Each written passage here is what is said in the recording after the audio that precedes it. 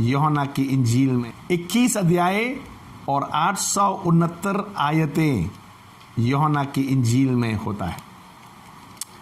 अभी मेरे बाइबल में 19,099 शब्द मैं गिना हुआ हूं। 19,099 शब्द है मेरे बाइबल में।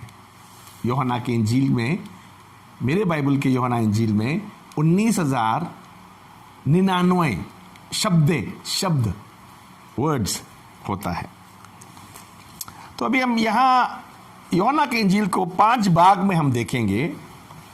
पहला भाग जो है उसकी शुरुआत, इंट्रोडक्शन, और दूसरी भाग जो है उसकी मिनिस्ट्री, यीशु मसीह के सेवा, और तीसरी भाग जो है उसकी प्राइवेट मिनिस्ट्री उसके चेलों के साथ, और चौथा यीशु मसीह की पैशन, उसकी पसंद, पैशन, और पांचवा उसकी अंत बातों को हम आपके साथ देख सकता है। तो हम ये 5 भाग में आज देखेंगे। शुरुआत के बाद देखेंगे तो यूहन्ना की इंजील 1 अध्याय हम 1 से 5 में पहला हम देखेंगे। 1 से 5 आयतों में यहाँ यीशु मसीह की शुरुआत कैसा है। यहाँ आदि में वचन था और वचन परमेश्वर के साथ था और वचन परमेश्वर था। ये यूहन्ना के इंजील में ही हम देख सकता है यीशु मसीह की परमेश्वर होने की गुण। यीशु मसीह जो है, मत्ती ने यीशु मसीह को राजाओं का राजा बताया है, तो मार्कुस ने यीशु मसीह को सेवक बताया है। लूका ने यीशु मसीह को एक इंसान, कायम इंसान बताया है, और यूहन्ना ने बताया है यीशु मसीह परमेश्वर है। और कोई दूसरा पुस्तक में यीशु मसीह की पुस्तक परमेश्वर होने की गुण ज्यादा नहीं बताया है, मगर यूहन्ना की पुस्तक में बड़ा साफ ही लिखा है। शुरुआत में ही लिखा है, आदि में वचन था और वचन परमेश्वर के साथ था और वचन परमेश्वर था। और आगे, यदि आदि में परमेश्वर के साथ था, सब कुछ उसी के द्वारा उत्पन्न हुआ, और जो कुछ उत्पन्न हुआ है उसमें से कोई भी वस्तु उसके बिना उत्पन्न ना हुई। सब कुछ उत्पन्न हुआ तो उसी के द्वारा, उसी के लिए, उसी के साथ, उसी में होकर हुआ। कितनी मजेदार शब्द लिखा हुआ है। और यीशु मसीह में वो गुण है, इंसान होते हुए भी वो अलग सा इंसान था। जैसे आपको मैं बताना चाह रहा हूं, ये खास बात है। उत्पत्ति 1 अध्याय की 26-27 आयत में परमेश्वर ने इंसान को अपने स्वरूप में बनाया, लिखा है। तो यूहन्ना में, सुसमाचार में, परमेश्वर इंसान का स्वरूप लिया है, यह दर्शाता है।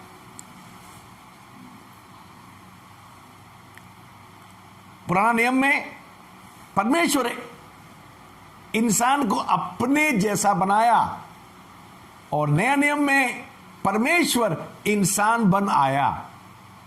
ये क्या बड़ी परमेश्वर की गुप्त बातें हैं, हम यहां देख सकते हैं आपके साथ। यहां 14 आयत हम पढ़ेंगे तो यहां लिखा है, और वचन देहधारी हुआ और अनुग्रह और सच्चाई से परिपूर्ण होकर हमारे बीच में डेरा किया, और हमने उसकी ऐसी महिमा देखी जैसे पिता की इकलौते पुत्र की महिमा। बहुत लोग पूछता है, हमारे मुस्लिम भाई लोग पूछता है, यीशु मसीह परमेश्वर का बेटा कैसे बना? क्योंकि परमेश्वर के पास में तो पत्नी है नहीं, बच्चा होता नहीं, तो कैसे बना? तो मैं आपको यहां बता दूं, ये साफ साफ बात है। यहां पहले तो यीशु मसीह जब इंसान बना तो इंसान था, यीशु मसीह इंसान था, तो लड़का था, लड़की नहीं थे, इसीलिए वो बेटा बुलाया जाता है, क्योंकि वो लड़का था। उसके बाद वो आदमी के द्वारा पैदा नहीं हुआ, परमेश्वर की आत्मा के द्वारा पैदा हुआ। आप कुरान पढ़ता है तो कुरान में भी लिखा होगा, ईसा इब्न मरियम व ईसा रूहुल्लाह है, आतिउल्लाह व आतिउल ईसा, लिखा होगा कुरान में भी। तो जब परमेश्वर के वचन में हम जब देखता है तो वो बेटा था और परमेश्वर से आया, इसीलिए वो परमेश्वर का बेटा बुलाया गया। यूसुफ के औलाद नहीं था, वो परमेश्वर की संतान था। अभी हम आपके साथ देखेंगे यहां 6 आयत से 8 आयत।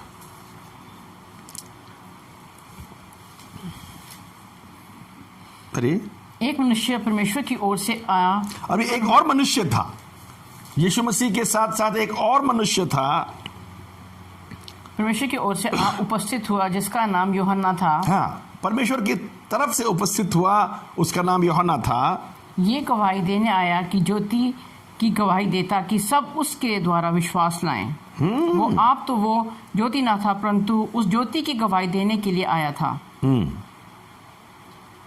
उस ज्योति के गवाही देने आया था, मगर वो ज्योति ना था। यूहन्ना ज्योति नहीं था, मगर ज्योति की गवाही देने आया था। आगे बढ़े। सच्ची ज्योति तो हर एक मनुष्य को प्रकाशित करती है। सच्ची ज्योति तो हर एक मनुष्य को प्रकाशित करती है। जगत में आने वाली थी। जगत में आने वाली थी। वो जगत में था और जगत उसके द्वारा उत्पन्न हुआ। देखो, वो जगत में था, जगत उसके द्वारा उत्पन्न हुआ और जगत ने उसे नहीं पहचाना। बताइए, देखिए, जगत उसके द्वारा उत्पन्न हुआ के मानी ही इज क्रिएटर, वो सृष्टि करता है। जगत उसके द्वारा उत्पन्न हुआ। आगे पढ़ें। वो अपने घर आया और उसके अपनों ने उसे ग्रहण नहीं किया। वो अपने घर आया, 11 आयत, अपने घर आया और अपने लोगों ने उससे इनकार किया। कौन इनकार किया? इनकार कौन किया? यहूदी लोग, इजरायली लोग। यीशु मसीह अपने लोगों के पास आया, जिसको अपना समझा। इजराइल को परमेश्वर की पत्नी जाना जाता है पुराना नियम में, तो अपने लोगों के पास आया और उसको इनकार हो गया। यहां परंतु जितनों ने उसे ग्रहण किया, उसने उन्हें परमेश्वर के संतान होने का अधिकार दिया, अर्थात उन्हें जो उसके नाम पर विश्वास रखते हैं। हाँ, जितनों ने उसे विश्वास किया, परमेश्वर की संतान होने का अधिकार दिया। ये एडमिशन है, एडमिशन। यीशु मसीह को विश्वास करने वालों को परमेश्वर की संतान बनने का एडमिशन मिलता है, बन नहीं जाता है। ये बात याद रखिए, बन नहीं जाता है, एडमिशन मिलता है।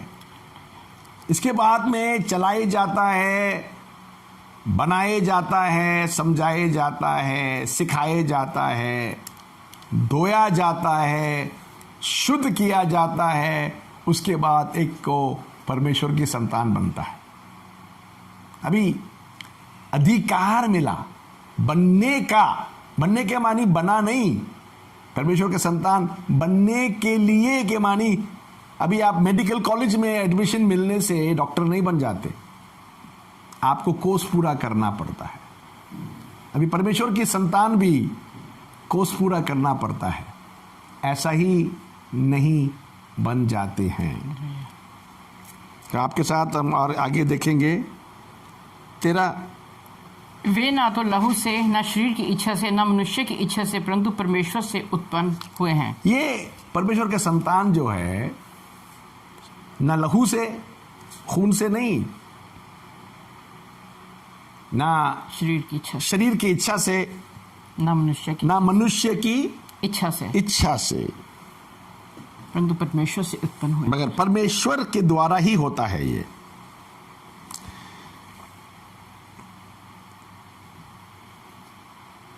यहां हम परमेश्वर की वचन में और भी आपके साथ देखना चाहेंगे 15 से 18।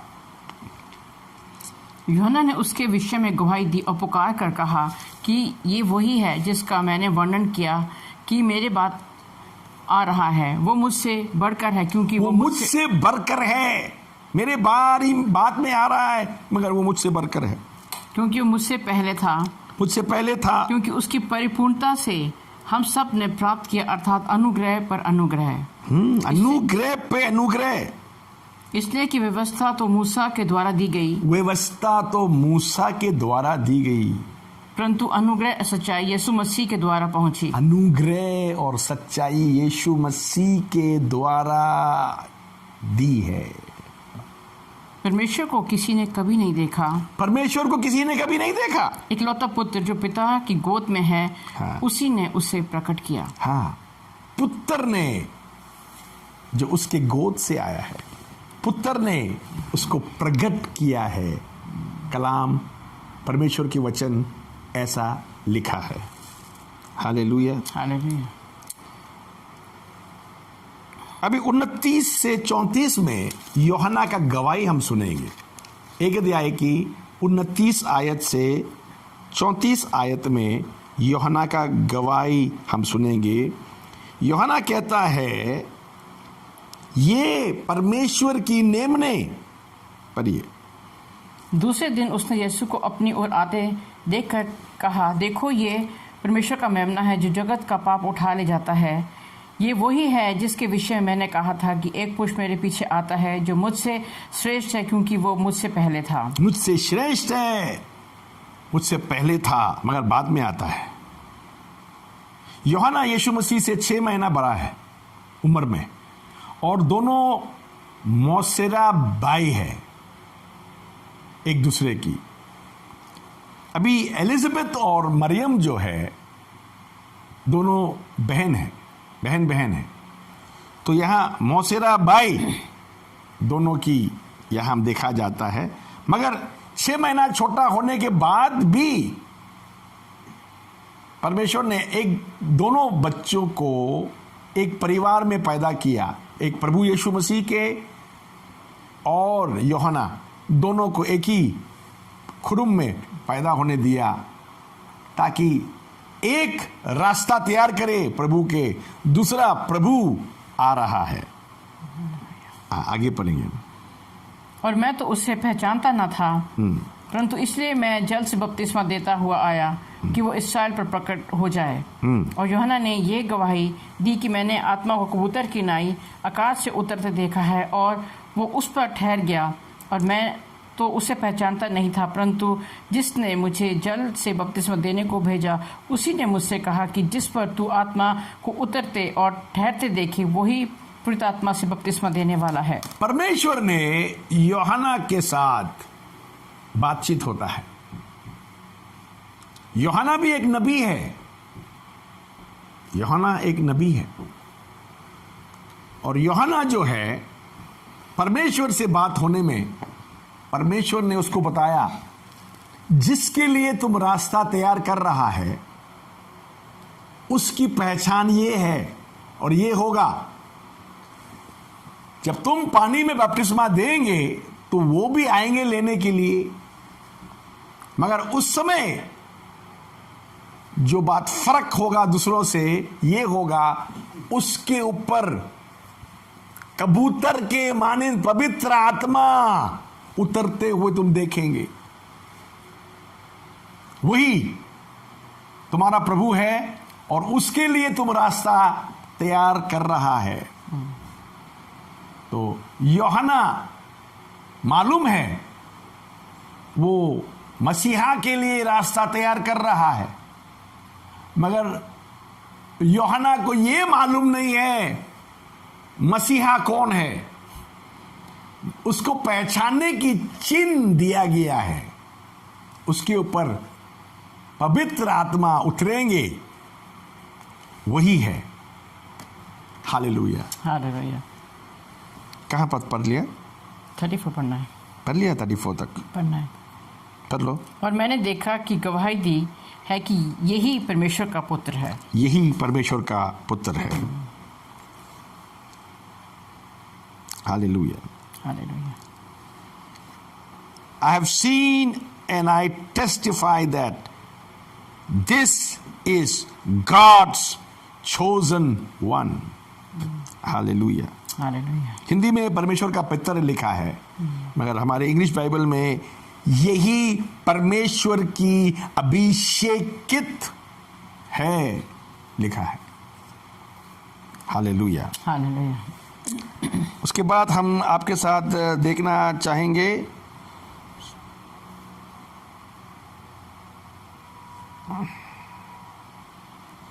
15 से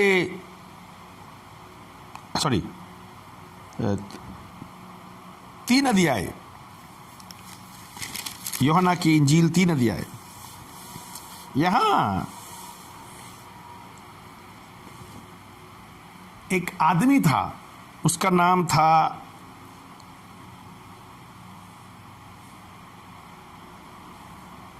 निकोदेमुस। आपके हिंदी में कैसे लिखा है? निकोदेमुस।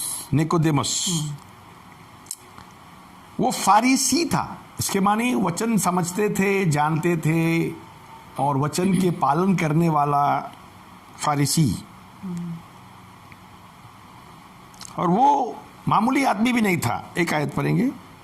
फरीसियों में से निकोदेमुस नाम एक मनुष्य था जो यहूदियों का सरदार था। यहूदियों का सरदार था। यहूदियों का सरदार था। हाँ जी। उसने रात को यीशु के पास आकर उससे कहा, हे रब्बी, हम जानते हैं कि तू परमेश्वर की ओर से गुरु होकर आया है, क्योंकि कोई इन चिन्हों को जो तू दिखाता है, यदि परमेश्वर उनके साथ ना होता तो नहीं दिखा सकता। बोला, मुझे मालूम है परमेश्वर का नहीं है तो आप नहीं कर सकता ये काम। आप परमेश्वर से आया है, वो मुझे मालूम है। यीशु मसीह को आके कबूल कर रहा था। वो छुप कर कबूल कर रहा था। बोला, मुझे मालूम है आप यीशु मसीह, आप मसीहा है, आप परमेश्वर की तरफ से आया है, आप गुरु बन के आया है। सब कमिट कर रहा है।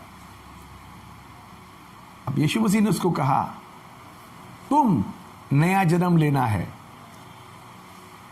उसको पूरा कंफ्यूजन हो गया, पूरा हिल गया। बोला, कैसे हो सकता है? मैं तो इतना बड़ा आदमी हूं, मां का पेट में कैसे घुसूंगा? देखिए, आत्मिक बातों को शारीरिक आदमी समझ में नहीं आता है। आत्मिक बातों को आत्मिक आदमी ही समझ में आता है। तो यहां परमेश्वर का वचन कहता है, शारीरिक इंसान आत्मिक बातों को समझ में नहीं आता। तो निकोदेमुस भी हर बात को शारीरिक तरीका से ले रहा है। वो बोला, मैं इतना बड़ा आदमी हो चुका हूं, कितने साल, 40 साल, उससे भी ज्यादा, मां का पेट में कैसे घुस जाऊंगा? नहीं हो सकता। यीशु मसीह बोलता, नहीं, आत्मा और पानी से पैदा होना है। आत्मा और पानी से, वाटर एंड स्पिरिट। एक तो पहला पानी, उसके बाद आत्मा। यहां बहुत लोग ने अलग अलग मानी लेता है, मगर क्लोजेस्ट थियोलॉजियंस ये कहता है, पहला मां की पेट में हम लोग पानी की थैली में थे। परमेश्वर ने हमें पानी से ही बनाया। पानी में, मां का पेट के अंदर में पानी की थैली होता है, वो थैली में बच्चे बढ़ता है, उसी में उसके हर ऑर्गन्स पैदा होता है, बनता है, दिमाग से शुरू होता है, फिर रीढ़ की हड्डी बनता है, फिर हाथ पैर निकल आता है, फिर उसमें अलग अलग ऑर्गन्स बनते बनते आखिरी में ये ऑर्गन जब थैली फटता है, बच्चा पैदा होता है, उसके बाद वो पूरा इंसान के रूप ले लेता है। मगर मां के पेट से तो पहला पैदाइश हम लोग पानी से हुआ, हम लोग पानी से ही निकला है। इसीलिए परमेश्वर ने पानी को इस्तेमाल करता है बपतिस्मा के लिए। तो यहां पानी से पैदा हुआ, उसके बाद दूसरा आत्मा से पैदा हुआ। आत्मा से पैदा होना भी जरूरत है। तो निकोदेमस के साथ बातचीत में परमेश्वर ने, यीशु मसीह ने यह बताया, तो मुझे पहचानना है तो ये छोटा मोटा कन्फेशन से नहीं होगा, पूरा पहचानना है तो पानी और आत्मा से पैदा होना है। Hallelujah, hallelujah. तो यहाँ नया जन्म की शब्द इस्तेमाल किया गया है। मैं आपके साथ देखूंगा 5 आयत से 26 आयत में हम देखता है यीशु मसीह समारिया में गया था और याकूब के खोदे हुए कुएं में यीशु मसीह बैठा। वहां एक औरत, समारिया की एक औरत आया पानी लेने के लिए। यह हम आपके साथ देखेंगे 5 आयत से परे कुछ आगे। सो वो सुखार नाम सामरिया के एक नगर तक आया जो उस भूमि के पास है जिसे याकूब ने अपने पुत्र यूसुफ को दिया था, और याकूब का कुआं भी वहीं था। जो यीशु माँ का थका हुआ उस कुएं पर यूं बैठ गया, और ये बात छठे घंटे के लगभग हुई। इतने में एक सामरी स्त्री जल भरने को आई। यीशु ने उससे कहा, मुझे पानी पिला, क्योंकि उसके चेले तो नगर में भोजन मोल लेने को गए थे। उस सामरी स्त्री ने उससे कहा, तू यदि यहूदी होकर मुझ सामरी स्त्री से पानी क्यों मांगता है? क्योंकि यहूदी सामरियों के साथ किसी प्रकार का व्यवहार नहीं रखते। यीशु ने उत्तर दिया, यदि तू परमेश्वर में वरदान को जानती और ये भी जानती कि वो कौन है जो तुझसे कहता है मुझे पानी पिला, तो तू उससे मांगती और वो तुझे जीवन का जल देता। स्त्री ने उससे कहा, हे प्रभु, तेरे पास जल भरने के लिए कुछ है ही नहीं और कुआं गहरा है, तो फिर वो जीवन का जल तेरे पास कहाँ से आया? क्या तू हमारे पिता याकूब से बड़ा है जिसने हमें ये कुआं दिया और आप भी अपने संतान और अपने डेरों समेत उसमें से पिया? यीशु ने उसको उत्तर दिया कि कोई ये जल पिलाएगा वो फिर प्यासा होगा, परंतु जो कोई उस जल से पिएगा जो मैं उसे दूंगा वो जीवन की जल। पहली बार हम देखता है जीवन के जल, जो एक प्यासा आदमी को मालूम है पानी अपने शरीर के लिए कितना जरूरत है। एक प्यासा आदमी को मालूम है। यीशु मसीह ने समारिया की औरत दिन के टाइम पानी लेने, देखिए ये बहुत ही खास बात है। दिन के टाइम, एक्चुअली दिन के टाइम में कोई पानी लेने जाता ही नहीं है। सुबह या शाम, यही 2 टाइम लोग पानी लेने जाता है। दिन के टाइम में क्यों आया इस औरत ने? इसीलिए आया है, वो दूसरों के साथ मिलजुल के जाना नहीं चाहता है, क्योंकि इसकी कैरेक्टर थोड़ा फर्क है, लोगों के सामने जाने आने के लायक नहीं है। इसीलिए वो ना सुबह ना शाम, वो दिन को आया है। और दिन को आने में यीशु मसीह बैठे हुए देखा और यीशु मसीह ने उससे पानी मांगा तो औरत को ताजुब लगा, यहूदी होकर समारिया की औरत से पानी कैसे मांग लिया, क्योंकि यहूदी समारिया के लोगों को नीचा समझते हैं, तो कैसे मांग लिया। तो यीशु मसीह ने नहीं बताया कैसे मांग लिया, मगर यीशु मसीह ने उसको एक सवाल पूछा, तुमको पता चलते परमेश्वर की वरदान मैं हूं तो तुम मुझसे जीवन के जल मांगते। वो औरत ने फिर शारीरिक बात सोच करके बोला, आपके पास पानी निकालने के लिए कुछ है ही नहीं, कुआं तो बहुत गहरा है, तो आप कैसे पानी निकालेंगे, कैसे पानी जीवन जल देंगे। यीशु मसीह बोलता, जीवन जल यहां नहीं है, जीवन जल यहां है। Hallelujah, hallelujah.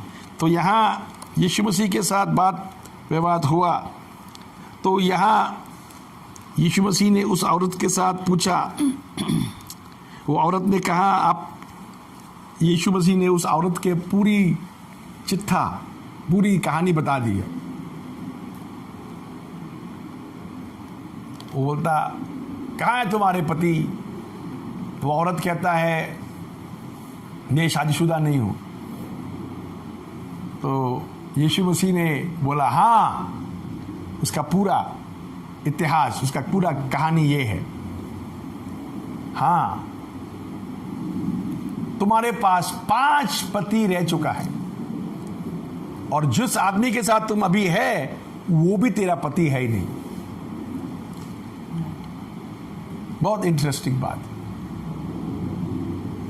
5 पति रह चुके हैं तुम, मगर जो पति के साथ तुम अभी रहता है वो तुम्हारा पति नहीं है। वो औरत ताजुब हो गया, आप तो नबी है, आप जरूर नबी है, मगर यीशु मसीह अपने तरफ शब्द नहीं लेके गया। यीशु मसीह उसको परमेश्वर की वचन की तरफ लेके गया। उस औरत ने जाके पूरी गांव को बता दिया, प्रॉफिट मिल गया, प्रॉफिट मिल गया, प्रॉफिट मिल गया। बहुतों ने उस औरत के बात सुन के यीशु मसीह कबूल किया, और यीशु मसीह के पास आने के बाद, यीशु मसीह के साथ बातचीत करने के बाद उन्हें यह मालूम हुआ वो औरत जो कहा वो सही था, और उन्होंने पूरा यीशु मसीह को कबूल किया गया है। ये कहानी में बहुत अच्छा, यहाँ उस औरत ने पूछा यीशु मसीह को, हमारा, आप नबी है तो बताओ, हमारा पुरखों ने तो पहाड़ पर परमेश्वर की इबादत करने जाता है, मगर आप यहूदी लोग यरूशलेम में जाता है, कौन सा सही है। अब ये जगह की बात कर रहा है, यरूशलेम या पहाड़। और प्रभु यीशु मसीह उनको कहा, ना पहाड़ ना यरूशलेम। आज का दिन जो लोग परमेश्वर की इबादत करना है, वो इबादत कैसे किया जाएंगे। वो इबादत होगा आत्मा और सच्चाई में, आत्मा और सच्चाई में इबादत होगा। परमेश्वर की आराधना करने की तरीका यही है, आत्मा और सच्चाई, और कुछ नहीं, जगह नहीं। जैसे आजकल सब चर्चेस बंद है, गिरजाघर सब बंद है, तो आप निराशा होने की कोई जरूरत नहीं। वहां जगह के लिए नहीं बोला है, इबादत, आराधना आत्मा और सच्चाई में आराधना करना है। Hallelujah, hallelujah. तो हम आपके साथ आगे और देखेंगे 6 अध्याय 5 से 15, 6 अध्याय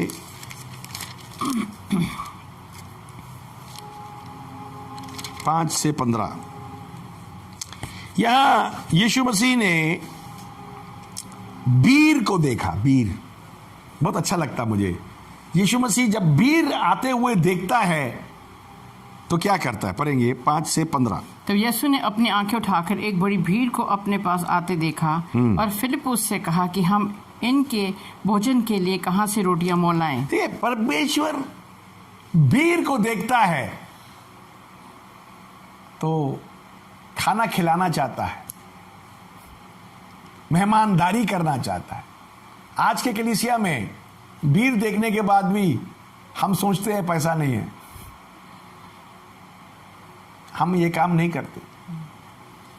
भीड़ को खिलाना जरूरत है। आजकल आपको मालूम है, जो मजदूर अपने गांव छोड़कर जो मजदूर काम करता है नॉर्थ इंडिया में, बिहार से, यूपी से, अलग अलग शहरों से, गांव से, आज के डेट में उनको नौकरी है नहीं, क्योंकि जिस दिन वो कमाता नहीं है उस दिन खा भी नहीं सकते।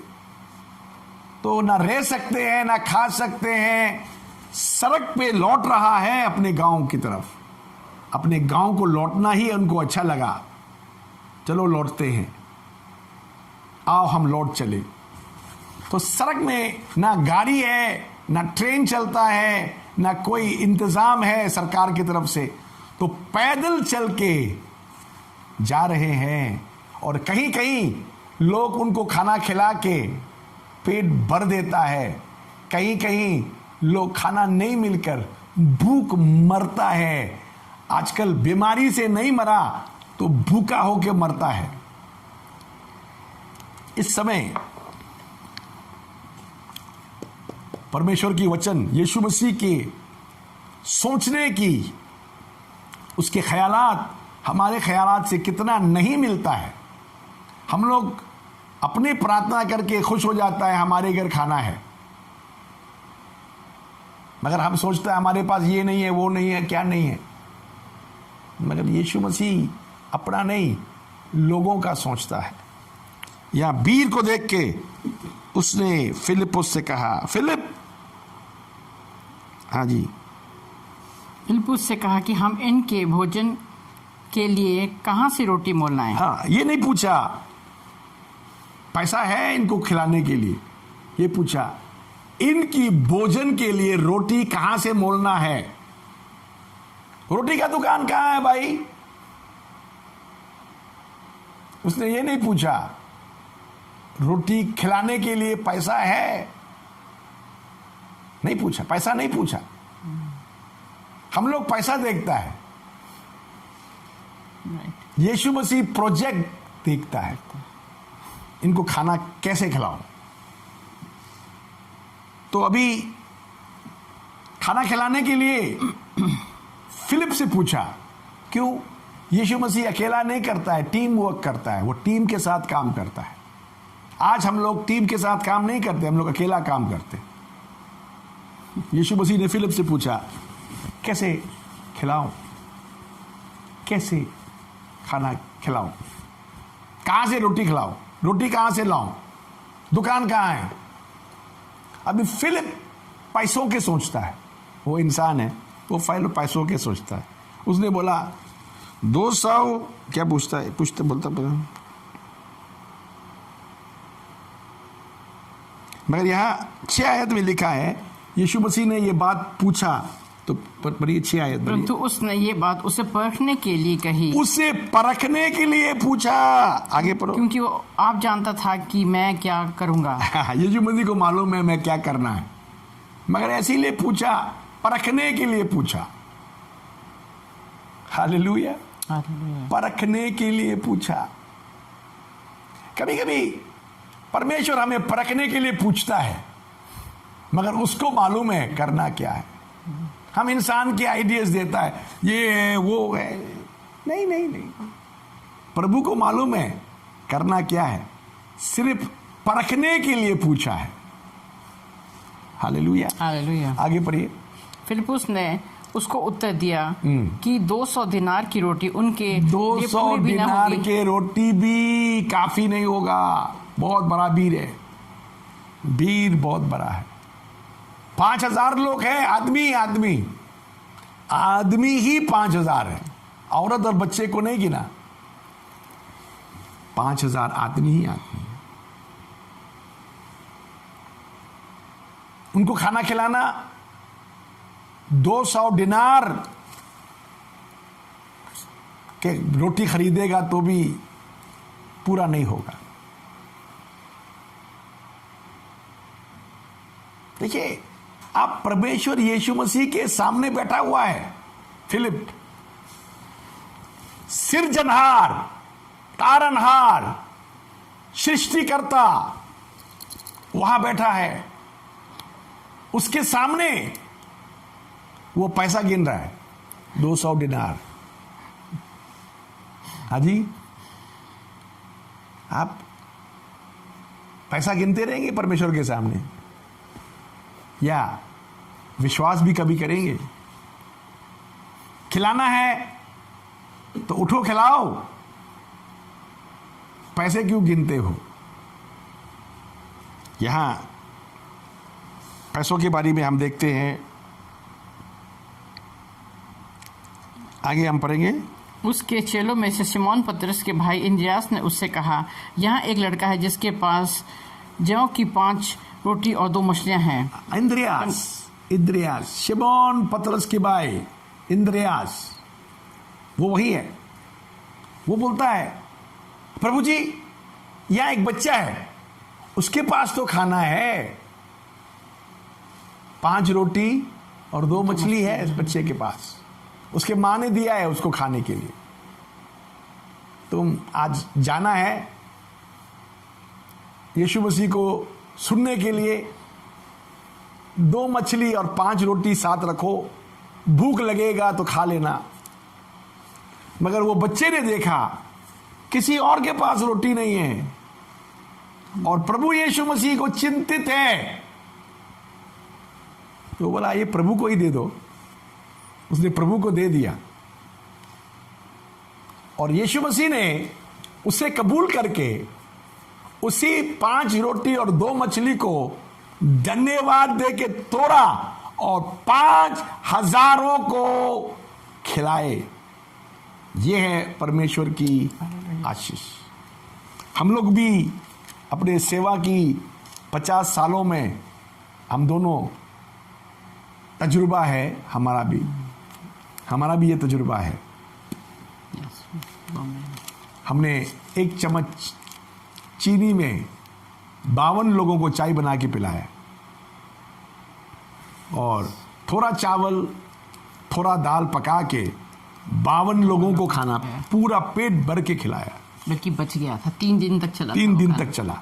हम लोगों ने अपने जीवन में भी, जब पैसा नहीं होता है, कुछ भी नहीं है, तो हम लोग जो है प्रभु के सामने उतार देता है। तो हमने देखा हमारे जीवन में कैसे कैसे बढ़ोतरियां हुआ है। Hallelujah, hallelujah. बहुत महान परमेश्वर की सेवा करता हूं। हालेलुया। यहां यीशु मसीह ने खाना खिलाया और 6 अध्याय के 19 आयत में हम देखते हैं यीशु मसीह पानी पे चलने लगा। 6 अध्याय की 19 आयत। सो जब वे खेते खेते 3-4 मील के लगभग निकल गए, तो उन्होंने यीशु को झील पर चलते और नाव के निकट आते देखा और डर गए। हाँ, पानी पे चला यीशु मसीह। हमारा प्रभु यीशु मसीह कुछ भी कर सकता है। उसके विश्वास उसे कुछ भी करा सकता है। पानी पे चला और चेले डर गए। तो हम यहां देखता है 7 अध्याय 37 से 39। यहाँ 7 अध्याय में हम देखता है प्रब्ध है यहूदियों का, वो बड़ा प्रब्ध है। प्रब्ध में क्या हुआ? 37 से 39। हाँ। फिर पर्व के अंतिम दिन, जो मुख्य दिन है, यीशु खड़ा हुआ और पुकार कर कहा, यदि कोई प्यासा हो तो मेरे पास आकर पिए। प्रब्ध बनाता है। प्रब्ध की मुख्य दिन, अभी आखिरी दिन सबसे बड़ा प्रब्ध माना जाता है। जो मुझ पर विश्वास करेगा, जैसा पवित्र शास्त्र में आया है, उसके हृदय से जीवन के जल की नदियां बह निकलेंगी। उसने ये वचन उस आत्मा के विषय में कहा जिसे उस पर विश्वास करने वाले पाने पर थे, क्योंकि आत्मा अब तक ना उतरा था, क्योंकि यीशु अब तक अपनी महिमा को ना पहुंचा था। हालेलुया। उसने बोला प्यासा है आ जाओ, जो प्यासा है आ जाओ। उसके मानी है पवित्र आत्मा। अभी तक दिया नहीं, क्योंकि यीशु मसीह अभी मुर्दों में से जी उठा नहीं है, स्वर्ग में गया नहीं है, महिमा पे नहीं हुआ। तो वहां हम देखते हैं, उसके बाद हम देखते हैं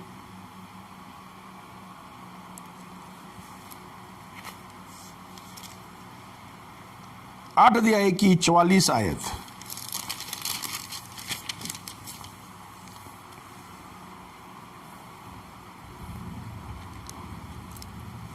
तुम अपने पिता शैतान से हो और अपने पिता की लालसाओं को पूरा करना चाहते हो। हाँ। वो तो आरंभ से हत्यारा है और सत्य पर स्थिर ना रहा, क्योंकि सत्य उसमें है ही नहीं। जब वो झूठ बोलता तो उसके स्वभाव ही से बोलता है, क्योंकि वो झूठा है, वरन झूठ का पिता है। शैतान झूठा है, झूठ का पिता है। आप भी झूठ बोलता है तो शैतान का काम करता है।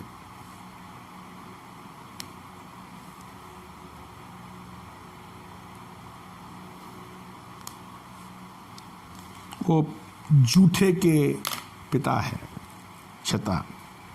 यहूदियों को बता दिया तुम कौन है, तुम्हारा नस्ल कहां से आता है। परमेश्वर यीशु मसीह ने खुल्लम खुल्ला बता दिया। अभी 9 अध्याय में हम देखेंगे 1 से 25 में हम यहां देखता है यीशु मसीह जो आदमी बचपन से अंधा पैदा हुआ उसे चंगा किया, और फरीसियों ने उसकी इन्वेस्टिगेशन किया, पूछताछ किया, ये चंगाई कैसा हुआ, क्यों किया, कैसे किया, कौन सी शक्ति से हुआ। उन्होंने अंधे के पास गया, अंधे को पूछता है वो आदमी सही है गलत है, तुमको मालूम है तुमको चंगा किया कौन है। यह एक अच्छा सा मामूली और बहुत सामर्थी गवाही उस अंधे की हम सुनते हैं। 20-21 आयत 9 अध्याय की। उसके माता पिता ने उत्तर दिया, हम तो जानते हैं कि हमारा पुत्र है और अंधा जन्मा था, परंतु हम ये नहीं जानते कि अब क्यों देखता है, और ना ये जानते हैं कि किसने उसकी आंखें खोल दी। वो सियाना है, उससे पूछ लो, वो अपने विषय में आप कह देगा। अपना कहेंगे, वो बड़ा आदमी है, जवान आदमी है, हम तो इतना ही मालूम है पैदा हुआ था तो अंधा था। ये अंधा पैदा हुआ था,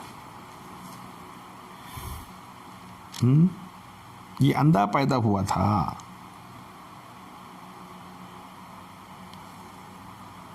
इतना मालूम है, मगर आगे क्या हुआ कैसे हुआ आप पूछ लो। ये अंधा आदमी का गवाही यहां दिखता है। पर ये 25 आयत। उसने उत्तर दिया, मैं नहीं जानता कि वो पापी है या नहीं। मैं एक बार जानता हूँ कि मैं अंधा था और अब देखता हूँ। अंधा के गवाही क्या है? यीशु मसीह को कसूर देखने के लिए बोलता है वो पापी है, तुमको चंगा किया था, वो ये होता है, ये मुझे मालूम नहीं है, ये बात तो मुझे मालूम, इतना मालूम है मैं अंधा था, अब मैं देखता हूँ। हालेलुया।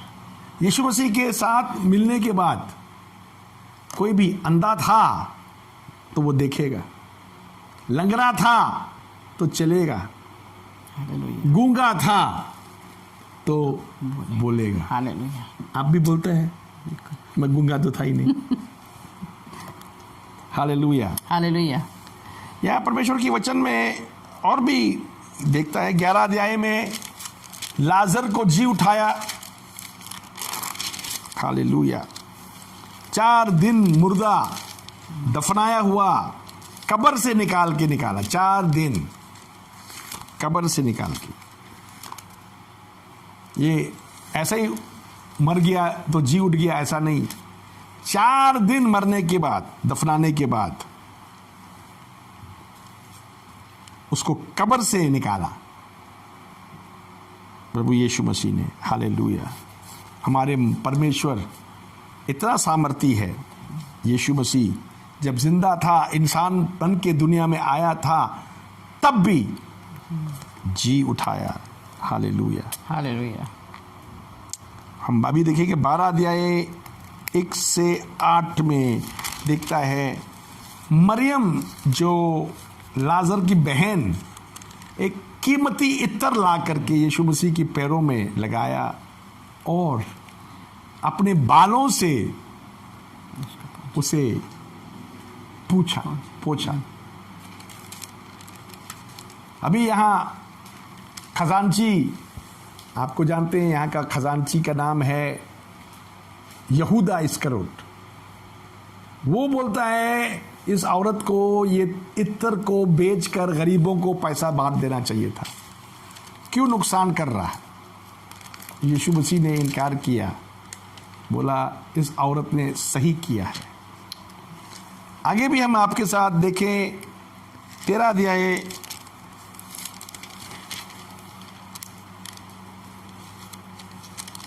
1 से 17 आयतों में हम देखते हैं यीशु मसीह अपने चेलों की पैर धोया और उसके बाद में उसने बताया, यीशु मसीह अपने मौत के बारे में उनको वचन समझाया। 14 अध्याय में यीशु मसीह पवित्र आत्मा की आने की गवाहियां दी, तो 15 आयत में उसने बताया रिश्ता क्या होता है, दाख रस का और पेड़ का क्या रिश्ता है।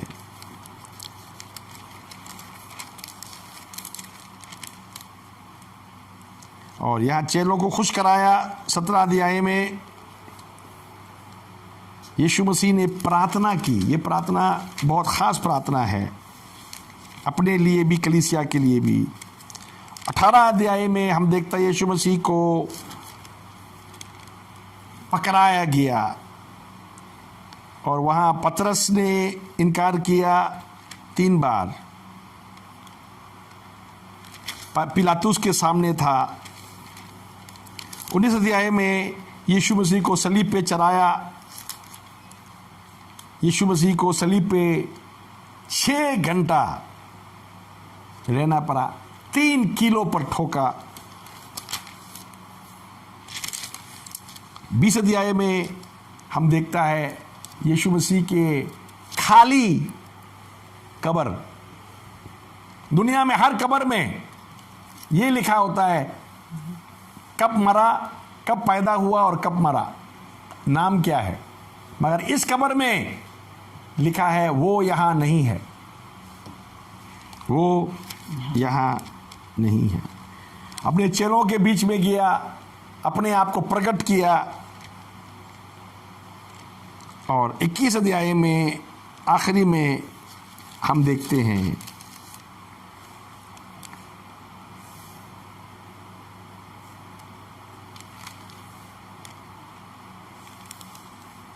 इक्कीस अध्याय 1 से हम पढ़ेंगे